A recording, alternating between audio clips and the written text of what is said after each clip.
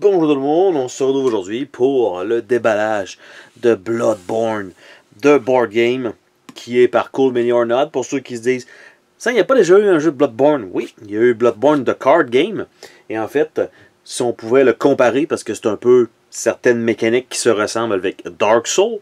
Dark Souls, il y a aussi deux jeux, il y a de card game et il y a aussi de board game. Les deux sont par, c'est Steam Forge par contre, si je me rappelle bien. Ouais, ça c'est Steam Forge Game. Et celui-ci, c'est Cool Mini or Not. Et je me rappelle pas le jeu de cartes si c'était Cool Mini or Not ou une autre compagnie. Bref, c'est complètement pas le même système de jeu. On parle plutôt ici d'un jeu de figurines, un peu à la Dark Souls. Il y a un côté qui est un petit peu plus pesant. Je crois que ça va être probablement les cartes qui vont être là. Il va y avoir probablement un paquet de figurines. Ça va sûrement être des tuiles pour faire une map et non pas un board dépliable. Donc on découvre tout ça ensemble aujourd'hui. C'est la version anglaise du jeu, donc qui était sur Kickstarter. Donc une boîte très générique fait en fait comme ce que Cool Mini or Not nous donne d'habitude. Donc rien d'exceptionnel. Pas hyper rigide, mais ça va faire le travail probablement. De toute façon, c'est une boîte dans une boîte, de ce que je comprends. J'ai ici, je peux avoir du contenu gratuit. Donc ça, c'est fait. On a le livre d'instructions, qui est quand même joli. Par contre, je sais pas, il me paraît pas si long que ça. Donc c'est un jeu de 1 à 4 joueurs. Donc on voit ici donc quelques plateaux, des tuiles, des figurines bien sûr. Donc, on peut jouer des scénarios simples ou une campagne. Donc, on a tout ça. Il va falloir éliminer évidemment des monstres. Donc, on a ça. Donc, on commence à jouer au jeu à la page 14. Donc, ce qui est déjà quand même assez loin. Et on se rend à peu près à 27 pages. À peu près. 27 pages. Pas d'aide de jeu en arrière. Donc, 27 pages, c'est à peu près, en fait, ce qu'est le jeu Zombicide, à peu près. Sauf que dans celui-là, il n'y a pas de scénario. Et là, ça nous amène à... Regardez-moi ça, si c'est pas dégueulasse. Regardez ça. Toutes la feuille de punch complète, elle est offset. Vous voyez là? Regardez ça. Le jeton est censé être autour là. Ceux-là, ok, semi. Mais toute la feuille a été punchée. Tout croche. Donc j'ai une feuille de punch présentement inutilisable dans le jeu. Donc, Urk. Hein, franchement, ils sont tous comme ça là. Vous voyez là? Ça fait aucun sens là. C'est clairement pas ça que ça devait être. Donc la feuille elle a bougé, ça a été coupé. On voit même la coupure, elle est même pas droite. Il y a un petit angle ici. Donc ça, c'est dégueulasse. C'est franchement décevant. Par contre, le reste du matériel semble bon. Donc ça, déjà, hein, Cool Mini or Not, c'est la première fois que je vois ça de ma vie. Donc très décevant. Par la suite, on a les tuiles. Eux autres, ça va se puncher tout seul. Donc ce sont des cartons un peu plus petits quand même que ce que pour ceux qui connaissent Zombicide comme référence en fait. Donc c'est 4 petits cartons, donc l'autre côté pour indiquer probablement qu'on les pige, on ne sait pas vers où on va aller, je suppose. Donc ici on a encore 4 autres emplacements. Donc ils sont quand même très bien illustrés, qui ont l'air d'avoir une petite habileté, certains qui ont des petites habiletés dans le coin par exemple. Donc on a ça. On a encore une autre série ici. Donc encore la même chose ici. Il y a quelques icônes là-dessus. Je ne sais pas si c'est là qu'on peut spawner. C'est là que les ennemis spawnent. Bref, on a ça. Donc c'est assez monochrome quand même comme boîte de base. Là on voit que c'est un peu à l'extérieur et une ou deux bâtisses. On a... Ça c'est pas... Ça, c'est un carton semi-épais. Il y avait la même chose dans Cthulhu Death May Die. Et c'est un peu le genre de carton sur lequel on va mettre les cartes d'ennemis. Ça me semble être pas mal le même genre de système. Avec, on voit ici la larve, l'épine dorsale, puis la main. Et on met un ennemi 2 et ça va correspondre à l'ennemi sur le plateau probablement. Et rien de l'autre côté, donc juste l'icône. Donc, on peut évidemment aller chercher du contenu digital gratuitement. Et on a, j'allais dire, une grosse boîte de trucs. Mais non, elle n'est pas si épaisse. Il y a encore tout le fond. Donc, je vais garder les figurines pour la fin. Donc, on a les Hunter Dashboard. Donc, ils semblent être exactement pareils. Donc, tout simplement. Donc, on a des dashboards pour 1 à 4 joueurs. Donc, il n'y a pas de différence en nombre de vies ou rien de ça. C'est le même carton que l'autre. Donc, il y a un petit linen finish dessus. Comme on peut voir, un petit fini tressé. Par la suite, on a... Je ne sais pas si c'est des... Donc, ça semble être des personnages un peu différents. J'ai pas beaucoup joué au jeu. Donc, on a le Saw Cleaver d'un côté. Et la même chose. Donc, est-ce qu'il y a une différence entre les deux? J'essaie de voir. On kill. Oui, effectivement, il y a une petite différence. Le skills change dans le bas. Donc, on a ici un autre personnage. Donc, je ne sais pas si ça va avoir une incidence réelle. D'après moi, oui. Là. Mais même l'image elle est différente. On a un côté qui semble être prêt à l'attaque. Et l'autre côté qui a l'air d'être plus en défense, par exemple. Donc, on a ça. On a un insert que vous voyez ici. Paquet de cartes. Ça, probablement, je prends un petit paquet de cartes, donc des mini. Et si je regarde ça, il semblerait que ça puisse rentrer là avec une sleeve. Ça ne servira à rien. Donc, même chose pour les jetons ici. Donc, si je suis obligé d'enlever ça, parce que ça ne rentrera clairement pas dans ces emplacements-là après, malgré tout avec toutes les expansions. Donc, l'insert va, encore une fois, être à jeter. Il y a quelques cartes ici, donc des grosses cartes qui correspondent probablement aux ennemis avec les cartes d'aide. Il y a des petits paquets de cartes ici, donc avec très peu de texte dessus. Donc, on va s'ouvrir ça éventuellement. On a les cartes, les actions des ennemis. On a des consumables, donc les objets consommables. On a ici, qu'est-ce que c'est? C'est un autre set de cartes qui correspond au logo du jeu. Dans les decks de cartes, on a ici un Repeating Pistol. Donc on a ce qui semble être ici probablement un genre de boss avec les statistiques. Un autre gros paquet de cartes, ici avec les introductions, peut-être une partie scénaristique peut-être. Donc on a ça, ici le Growing Madness, et ça semble être 4 decks différents. Donc on a The Long Hunt, et on a The Secret of the Church. Et ça ici, si on regarde en dessous, des fois qu'on aurait peut-être une surprise, et pas du tout, mais on a un carton qui tient le tray pour s'assurer qu'il ne casse pas. Et que ça donne un effet serré aussi dans la boîte. Cependant, comme j'ai indiqué, le tray risque de s'en aller au recyclage parce que ça va être absolument trop serré. Donc, les grosses cartes, en fait, les cartes de format standard, j'essaie de les ouvrir, évidemment. C'est quand on essaie de faire ça comme ça, à l'infini, en espérant que par la chaleur, on risque de passer à travers du plastique, là. Ben, ça n'arrive pas. Hein? Surtout quand on est live comme ça, en train d'ouvrir des paquets de cartes. C'est toujours génial. Fallait pas que ça fonctionne. Donc, finalement, je réussis avec l'Exacto à avoir une brèche pour être capable au moins de commencer à le déchirer. Donc, évidemment, le but, c'est de ne pas nécessairement trop se spoiler, mais on a ici un premier deck donc qui est marqué Introduction, et on a les chapitres, donc chapitre 1, chapitre 2, 3, et on a ce qui correspond probablement au chapitre 1, 2, 3, 4. Et on a des cartes qui se succèdent, comme ça, jusqu'à 62. Donc là, on a, c'est sûr, l'introduction, il y a du texte dessus. On a le chapitre 1, le setup avec du texte dessus.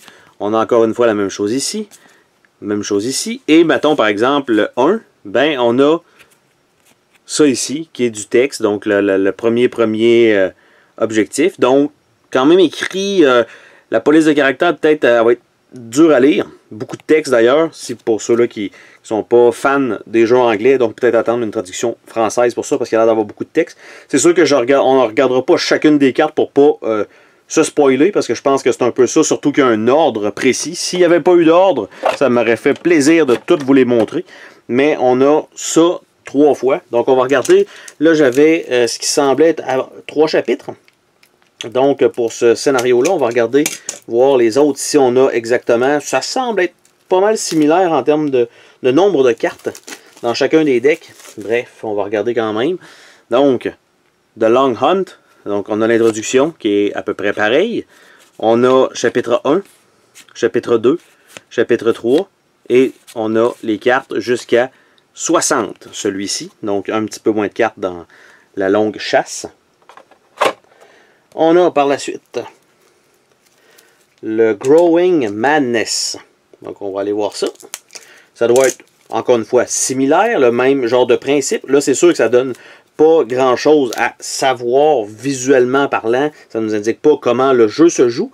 Mais ce qu'il faut savoir, par contre, c'est que de ce qu'on a pu voir, il n'y a absolument aucun dé. Donc ça, c'est une bonne nouvelle. Dans ce type de jeu-là, si on doit lancer des dés et que ça joue trop sur la chance, parfois ça peut en rebuter plus d'un. Même si parfois on peut mitiger les lancers de dés. Là, il n'y en a pas. Donc, Growing Madness, introduction, chapitre 1, 2, 3. Et on se rend à la carte 58 pour celui-là. Donc, encore un petit peu plus court. Et on a le dernier deck qui correspond, en fait, pour les scénarios du moins, le Fall of Old Yarnam, donc la ville de Yarnam.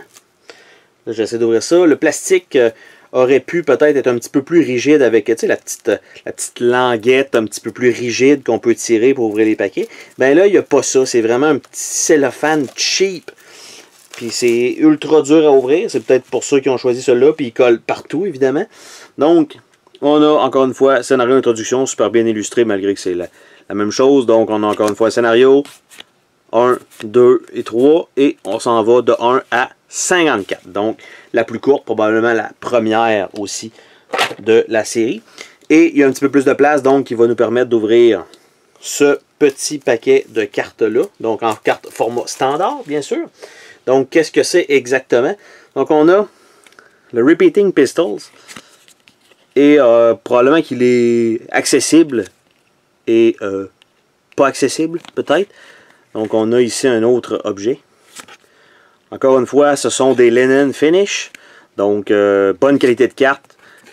Très, très, très rigide. Donc, ça, je crois pas qu'on aille de problème côté sleeve. Mais je sleeve absolument tout. Donc, ça change absolument rien pour moi. Mais d'un autre côté, pour ceux qui sleeve seulement peut-être les cartes qui ont une qualité douteuse. Donc là, présentement, ça semble être absolument juste les armes à distance qui sont là. Donc, ce qui est correct. Parce qu'on a vu, là, ça a l'air d'être les armes de départ des personnages. Et on tombe ici avec, donc, Vicar Amelia, phase 1, phase 2. Blood Starved Beast, avec phase 1, phase 2. Donc, l'image n'est pas pareille. Father Gascoigne Transform. Et de l'autre côté, ah, c'est la même image, phase 2. Donc, le père Gascoigne. Même chose de l'autre côté. Cleric Beast. Et même chose de ce côté-là. Donc, ça, ce sont les cartes qui sont là. Et en fait, ça correspond un peu à la case ici, Firearm. Probablement qu'on met le plateau au-dessus comme ça ou à côté. Bref, j'en ai aucune idée. Parce que on a feuilleté, oui, les instructions, mais pas à ce point-là.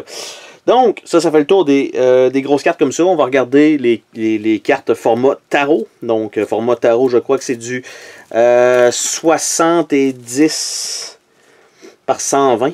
Donc, on a l'aide de jeu qui a quand même beaucoup de texte.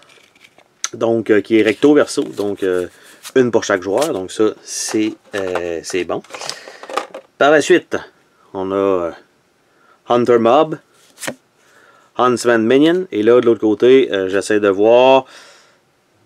C'est ce qui semble être la même chose. Non. OK, l'habilité en bas change. Ici, on a Mob Frenzy. Et ici, on a Molotov Toss.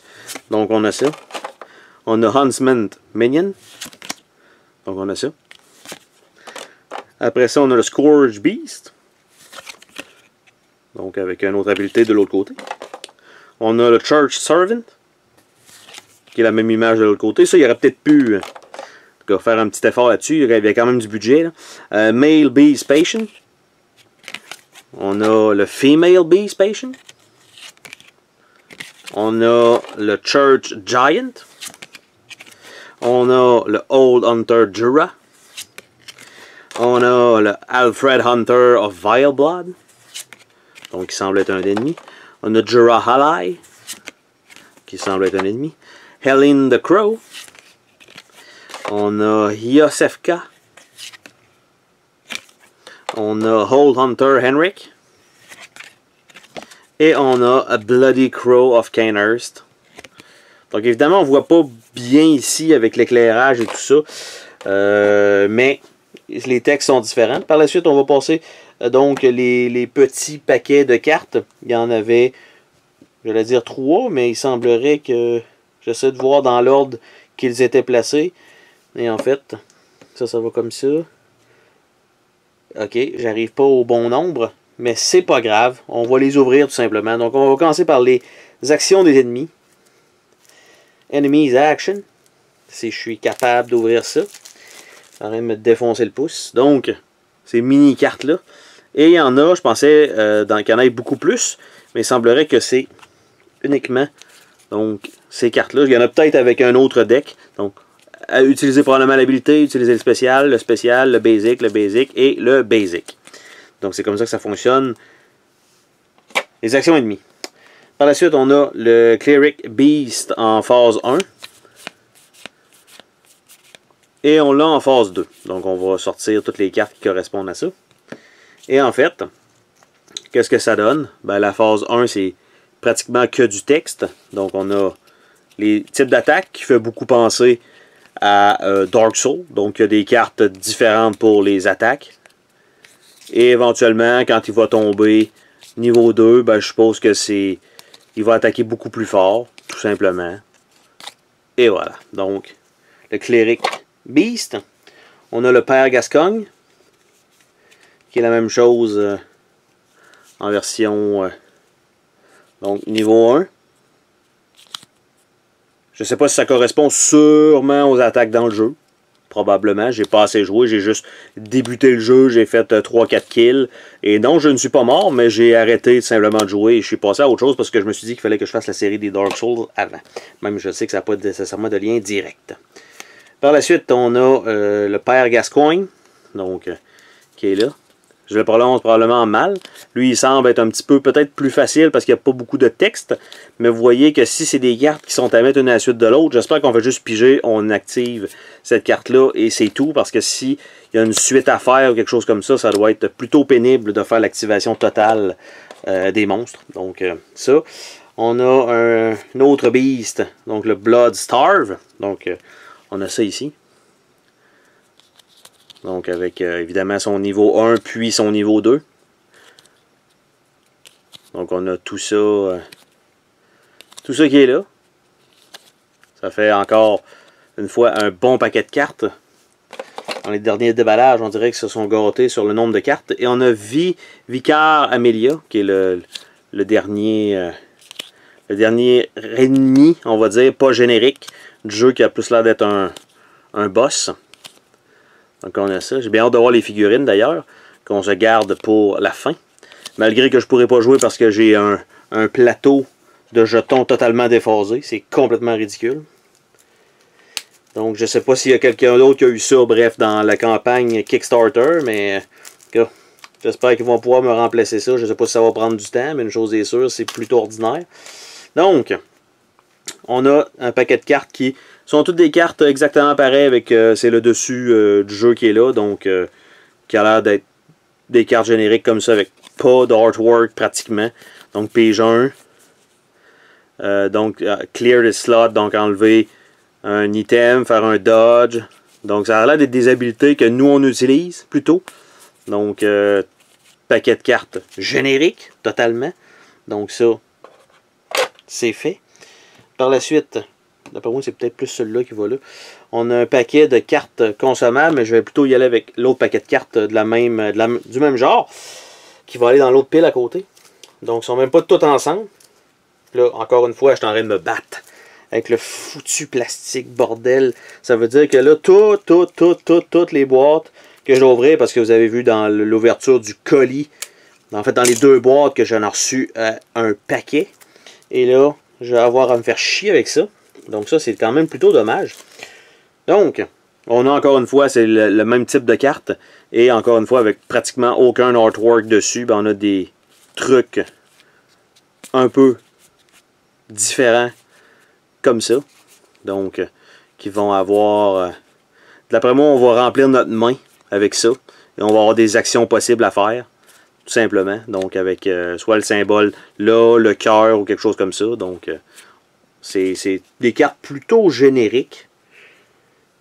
Donc, ça va ici.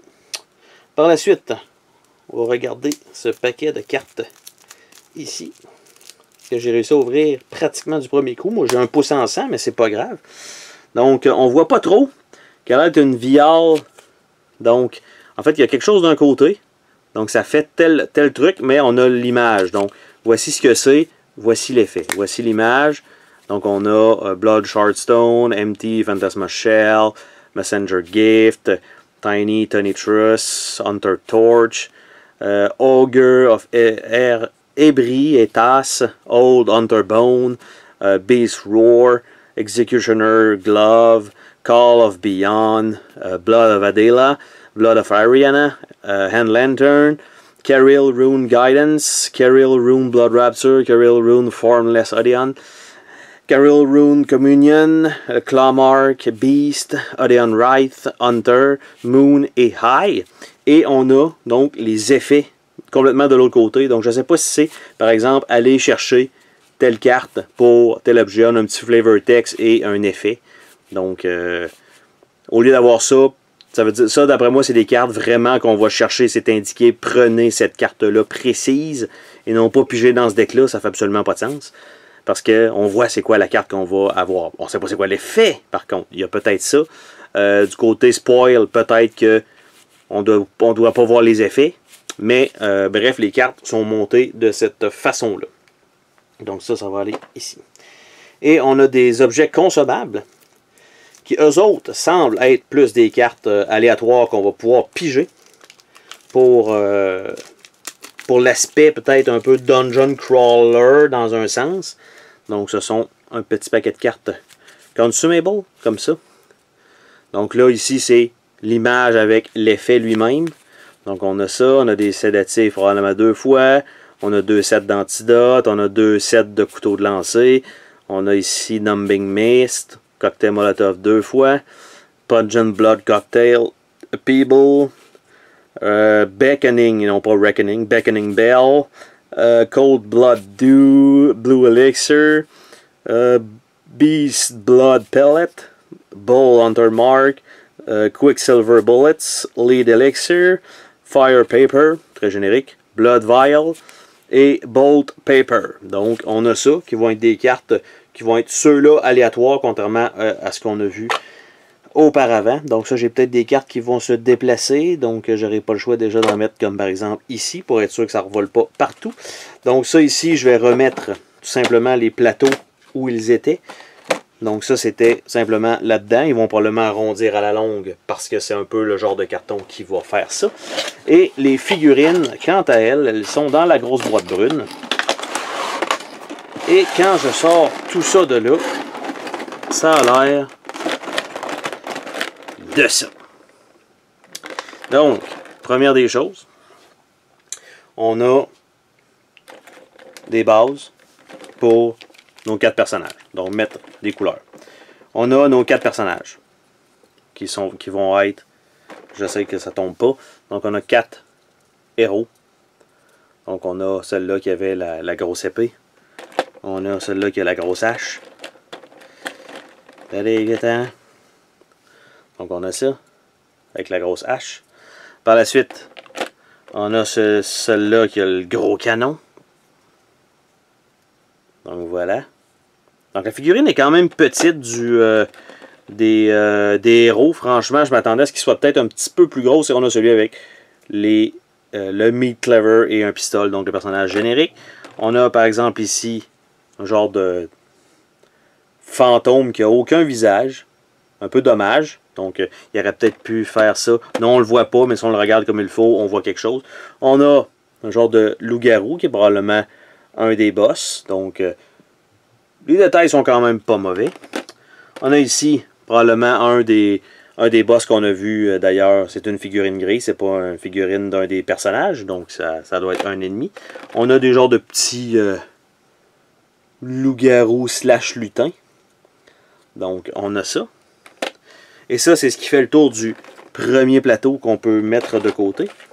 Et on a un deuxième plateau qui, lui, je pense, ok, il n'est pas collé, donc je vais juste tasser ça de là. Donc on a là les grosses figurines. On a par exemple, genre de loup-chien qui est quand même bien foutu. On en a 4 comme ça. On a les personnages comme ça. Bon, je sais pas si on est capable de voir un peu son visage. Donc on a ceux-là qui sont quand même beaucoup plus grands que nos personnages, ce qui est un peu bizarre. Je ne sais pas si dans le jeu c'est ça pour ça. On a les gros personnages ici avec les briques, avec une grosse brique dans les mains. Quand même bien foutu, un bon poids d'ailleurs de ce personnage-là. On a ce qui semble être des mobs d'ennemis, qui ça sont plus de notre grandeur, donc on a ça. On a ce qui semble être pratiquement la mort. Les autres sont extrêmement pleines. Un très bon détail. Vous voyez ici, là, c'est pas collé, donc il y a un espace là. Et la figurine, elle est pratiquement pleine, donc très bonne épaisseur de ce côté-là.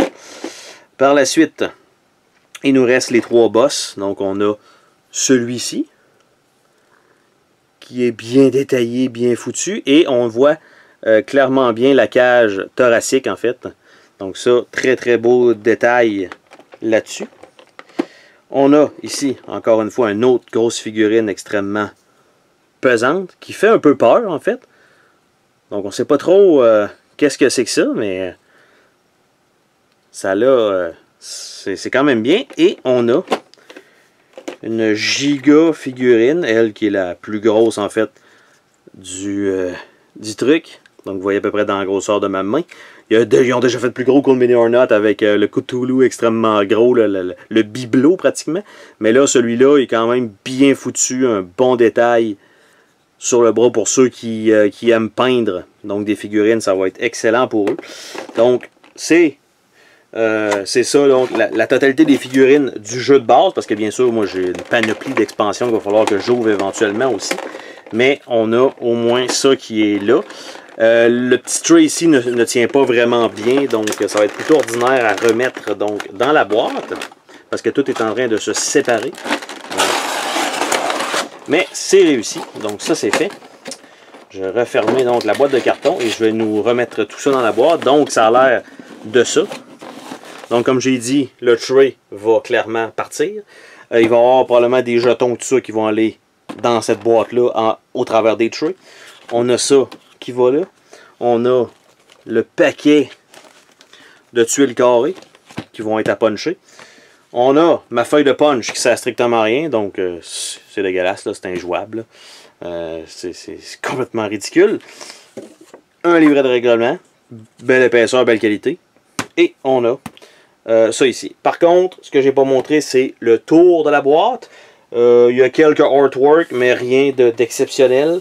Non, rien d'exceptionnel. Donc, ça fait le tour de ce déballage de Bloodborne, The Board Game. Oh, attends, pars pas de même. Je veux te remercier d'avoir regardé la vidéo. N'oublie pas de t'abonner si ce n'est pas déjà fait. N'hésite pas à laisser un commentaire sur la vidéo, ça me fait toujours plaisir de te lire. Tu peux laisser un petit pouce bleu vers le haut, juste ça, ça fait ma journée. Je t'invite également à visiter mes autres chaînes et à visiter mon Patreon. Merci pour ton soutien.